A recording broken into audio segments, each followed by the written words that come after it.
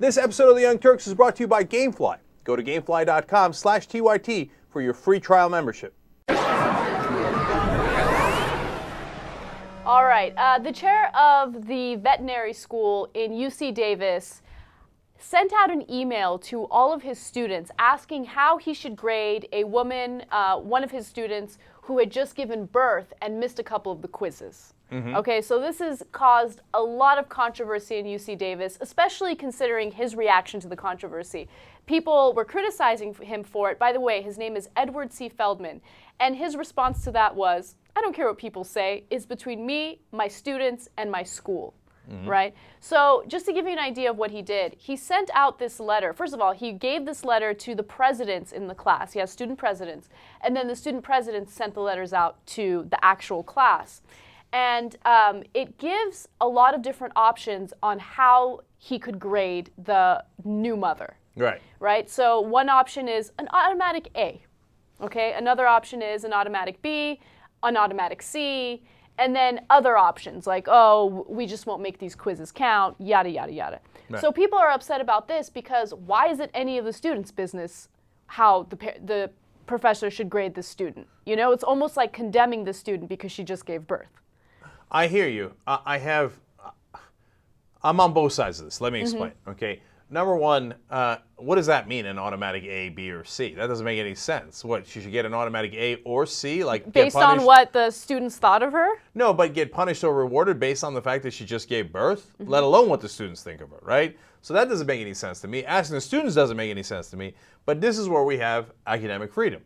And if he thinks that's the proper way to conduct his class, I mean, when you get into consequences for her, that's a different issue. But him taking the vote on it, I say, all right, look, I wouldn't do it. I don't think it makes any sense, but he's a professor with tenure. He wants to try teaching that way.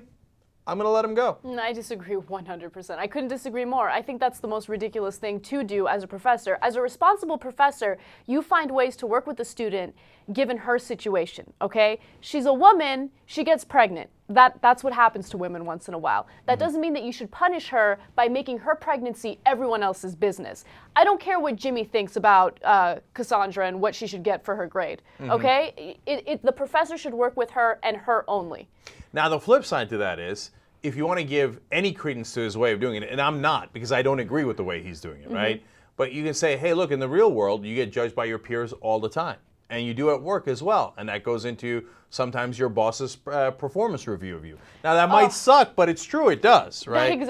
That example almost infuriates me because I put myself in that place. And let's say I get pregnant, right? And I need to take a leave of absence from work. And you're like, I don't know if I should give Anna the same amount of pay while she's on her leave of absence. Let me ask all the other guys what they think. That sounds like an interesting idea. What do you guys think? I would be livid, and that would not fly in my book. Okay, that's not flying in Anna's book. I need some qualifications before I vote on this. Okay.